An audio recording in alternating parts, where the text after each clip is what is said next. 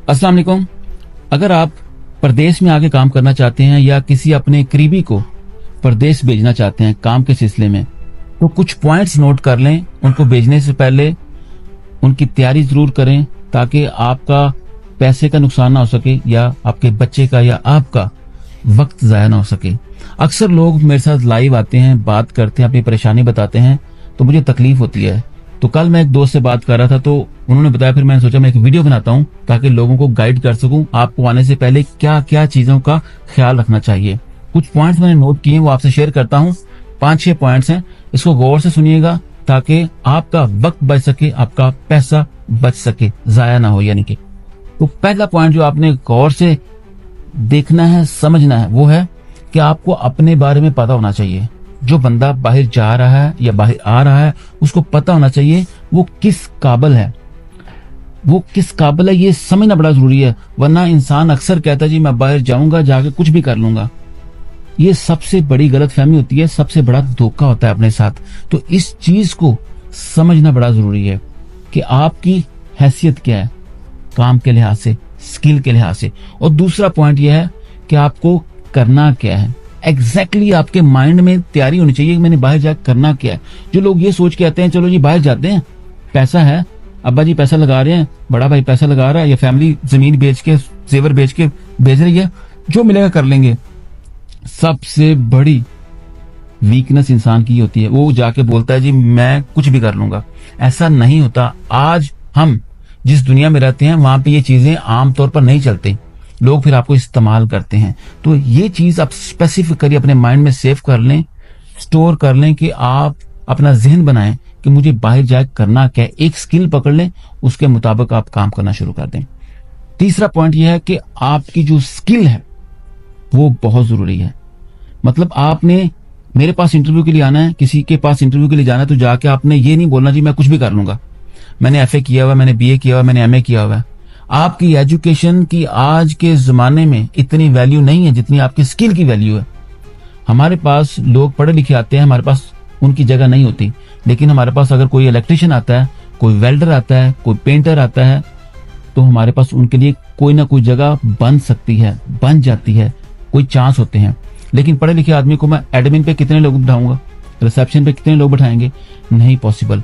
उनको स्किल नहीं आती। लोग अपना अक्सर जाया कर देते हैं वक्त पढ़ने के दौरान। याद रखिएगा मैट्रिक के बाद अगले 6 साल में आपको पढ़ाई के साथ साथ कोई ना कोई स्किल पे जरूर काम करना चाहिए। कोई भी हो सकती है, उसमें कंप्यूटर से रिलेटेड भी हो सकती है, लैंग्वेज हो सकती है, प्रोग्रामिंग हो सकती है, या इसके अलावा 1000 चीजें हैं।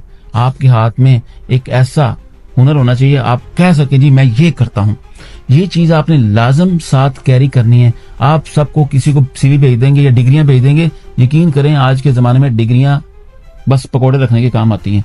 वो मैं आपको ये जो बात कर रहा हूँ शायद गलत कर रहा हूँ, लेकिन हकीकतन डिग्रियों का इसी तरह इस्तेमाल होता है। मेरी 40 साल उम्र हो गई है, आज तक मेरी डिग्री किसी ने नहीं देखी। जिसने भी मुझे जॉब पे रखा उसने बोला बैठो काम करके दिखाओ, अगर कर सकते हो तो चलो करते हैं। डिग्रियां मेरे CV के लिए रही हैं सिर्फ। आज तक मेरी कितना ख्वाहिश ही रहेगी कि मेरी डिग्री देखे, लेकिन एनीवेज। और चौथी चीज जो आपने खास तौर पे ध्यान देना है, अपनी पर्सनैलिटी। खुदारा ये मैं हाथ जोड़ के आपसे कहने लगा हूं ये वाली बात, अपनी पर्सनैलिटी पे काम करें, अपने लहजे पे काम करें, अपनी जो ड्रेसिंग है उस पे काम करें, अपने शूज। अक्सर लोग मेरे पास आते हैं, ट्राउजर पहना होता है, नीचे चप्पल पहनी होती है, बस ऊपर से रंग बिरंगी कार्टूनों वाली शर्ट पहनी होती है, इंटरव्यू के लिए आते हैं मुझे काम चाहिए। और बाद में उनको कहो तो कहते जी मैंने तो लेबर में काम करना है, तो मैं कौन सा पेंट कोट पहन के आ सकता हूँ।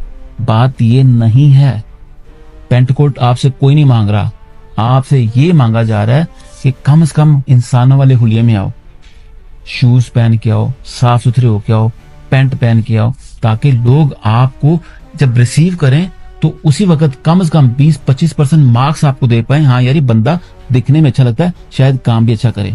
काम तो आपने बाद में करना है, वो तो बाद में देखा जाएगा, हफ्ता 2 हफ्ता जो टेस्ट होगा आपका पता चल जाएगा। लेकिन ये चीजें अक्सर हमारे मुल्कों में नहीं होती। मैं पाकिस्तान की बात करना चाहता हूँ, उसके हमसाया ममालिक की बात करना चाहता हूँ।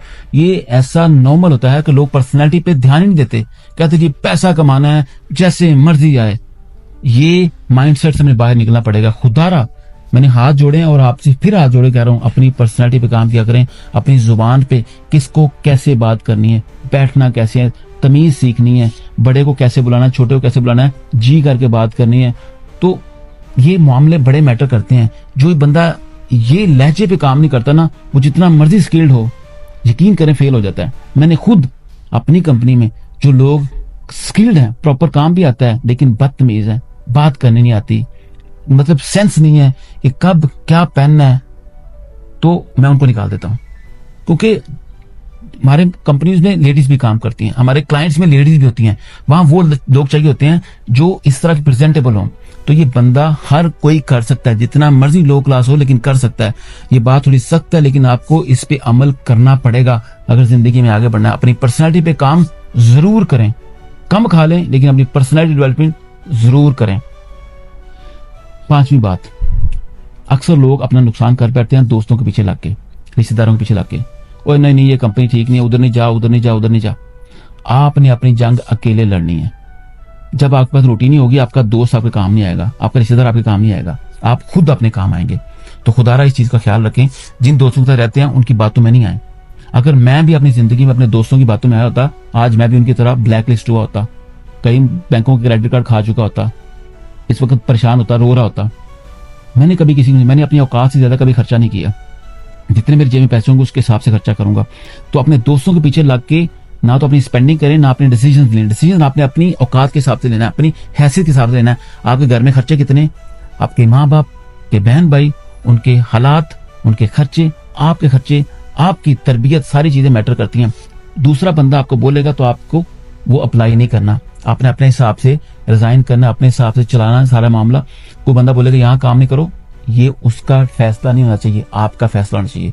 कम लोगों से मशवरा करें, अपने आप से मशवरा करें, क्योंकि आपकी ताकत आप हैं अकेले। तो ये चीजें अक्सर लोगों को मैंने देखी गई हैं कि वो अपने आप को बर्बाद कर लेते हैं दोस्तों रिश्तेदारों के पीछे लग के।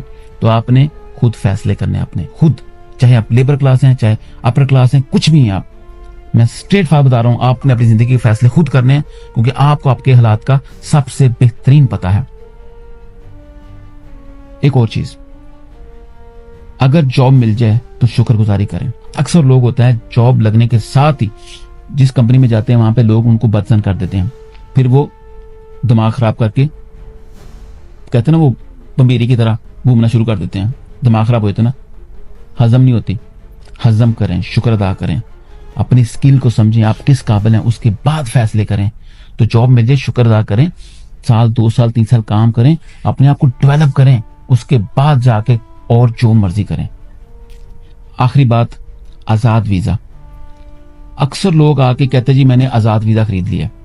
यार मुझे ये बताओ आजाद वीजा क्या होता है। सबसे पहले यूएई के अंदर आजाद वीजा नाम की कोई चीज नहीं है, क्योंकि बड़ी कंपनी, अच्छी कंपनी, क्योंकि यहाँ पे हर काम लीगल होता है। आप मॉल्स में काम करते हो, बड़ी बड़ी बिल्डिंग्स में काम करते हो, वहां जब जाते हो तो वहां आपकी परमिशन ली जाती है, पुलिस परमिशन होती है या दूसरी अथॉरिटी की परमिशन होती है। तो उसमें वही बंदा लिया जाता है जिसका बताका होता है उस कंपनी का, EID मतलब एमरेस ID होती है उस कंपनी की। तो दूसरा बंदा तो वैसे ही इनवैलिड हो जाता है, तो वो चलता ही नहीं है। तो आप कभी भी जाके थोड़ी जॉब मतलब कि थोड़ी सैलरी पे काम कर लें, वो बेहतर है, ना कि आजाद वीजा लेके आप एक आवारा की तरह घूमते रहें। मैं ये लफ्ज क्यों यूज कर रहा हूं, ताकि आपको तकलीफ पहुंचे और आप इस चीज से बचें, क्योंकि आपको घुमा फिरा के बातें करने वाले बहुत मिलेंगे। लेकिन मैं चाहता हूं कि आपकी जिंदगी बने। आपकी जिंदगी तभी बेहतर होगी जब आप अपने आप को किसी के साथ एसोसिएट करेंगे, किसी के साथ जुड़ जाएंगे। लेकिन जब किसी से जुड़ेंगे नहीं है तो आपकी कोई हैसियत नहीं होगी। कभी आप उधर, कभी उधर, कभी वहां। एक दिन ज्यादा खा लिया, एक दिन कुछ भी नहीं खाया, एक दिन ज्यादा खा लिया, 7 दिन कुछ भी नहीं खाया, एक दिन काम है तो 7 दिन काम ही नहीं है, घर में सोए पड़े। तो जो बंदा आगे बढ़ना चाहता है या बढ़ता है, वो किसी के साथ अपने आप को लिंक करता है। जब लिंक करता है तो लाजम उस कंपनी के साथ वो बंदा भी ग्रो करता है। ये छोटे छोटे इंपॉर्टेंट पॉइंट्स हैं जो कि हर इंसान नहीं समझता। समझेंगे तो आपके काम आ जाएंगे। आजाद वीजा के चक्कर में ना पड़ा करें, किसी ना किसी कंपनी के साथ जरूर जुड़ा करें। लोग अक्सर आपको देते हैं जी अपना आजाद वीजा लो, जाके कोई भी काम करो। आप उसके पैसे नहीं पूरे कर पाते, क्योंकि आपको अच्छी कंपनी एक्सेप्ट ही नहीं करती, रखना नहीं चाहती। हम नहीं रखते, हमारे पास लोग आते हैं, हम कहते हैं वो आए जिसने वीजा चेंज करना है, क्योंकि हमें वो बंदा चाहिए जो हमारे वीजा पे होगा और तब हम उसको आगे अपने साथ चला सकते हैं।